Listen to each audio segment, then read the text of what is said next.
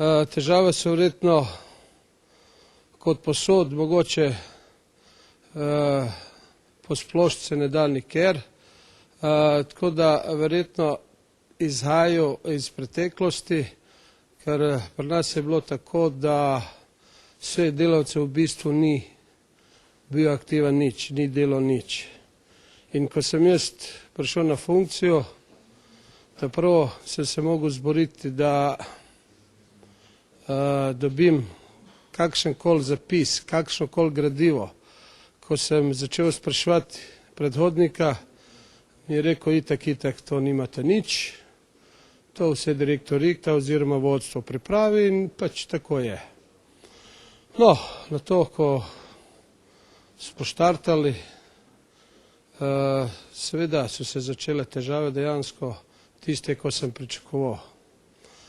Sem se vzel literaturo, sem se vzel zakon o sodelovanju delavcev pri upravljanju, pa sem se malo usposobil sam, veliko so mi pomagali iz Združenja svetov delavcev Kranj, tam so bila tudi eni dva usposabljanja oziroma tečaja, tako da je tam bila tista glavna pomoč. Seveda, druga seja že pokazala tisto, česa sem se največ bal, ko sem poklical oziroma sklical sejo, začel razlagati, kakšen mandat nam pripada, so se že začele težave in prvi konflikti. Seveda nisem odnehal, smo nadaljevali v Lipo Radomlja, itak se je začele dogajati razne težave in moja in direktorova seveda, če tako rečem, naši prepiri. Prepiri izhajajo prvič iz nerazumevanja zakonodaje strani vodstva, ker direktor je vztrajal, da je to le organ, kateri je lahko obveščen o določenih stvari oziroma da je sam, bi rekel, obveščevalne narave.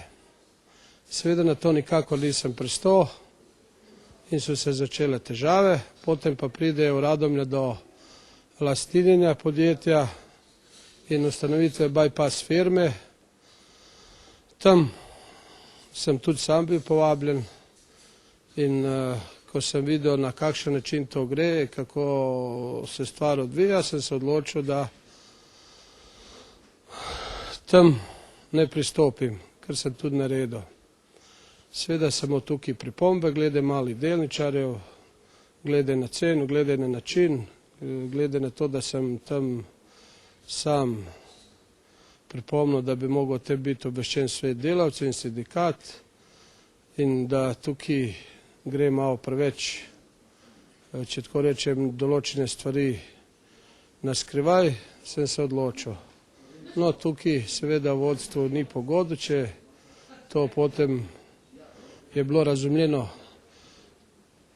čisto kontraproduktivno, ker so se pomešale stvari od moje funkcije kot predsednika sveta delavcev do mojeg dela in do mojega odnosa do lastninjenja. In tukaj smo direktorju dejansko šla navzkriž.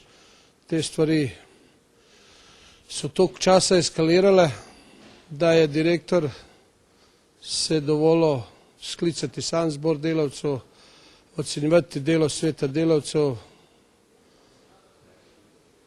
pozvati delavce naj izbirajo podpise oziroma jih poučevati, kako naj to počnejo in seveda to je tudi naredil.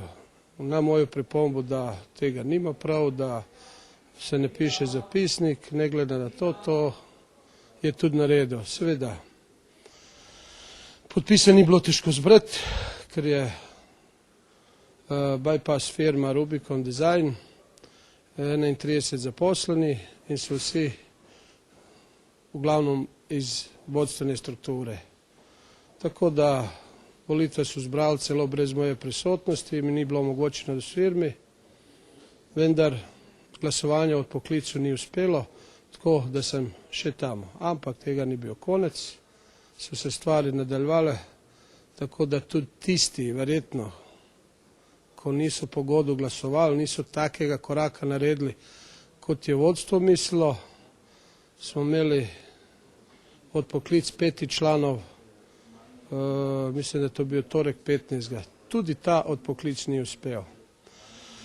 Menim, da je zdaj stvar toliko daleč, zdaj sem v teh dneh tudi direktorom veliko kontaktov in sem tudi predlagal, da se stvari umirijo, določene stvari tudi se strinjam, seveda, če vzamem za pozitivno je to, da smo se že začeli pogovarjati, da smo že določili neke termine, neke datume, kaj, kako, glede časa mojeg dela za svet delavcev in tako naprej. Tako da pričakujem, da se stvari bojo umirile, na tem bom tudi počel, ker menim, da je to v korist delavcev. To naše nesoglasje, to trpi in proizvodnja, največ pa zaposleni, tisti, ki so zbegani, ko ne vejo, kdo ima prav, ko so razdeljeni in tako naprej. In mislim, da v interesu delavcev to ni in na temu bomo ustrajali pač toliko časa, koliko imamo moči, živce in znanja.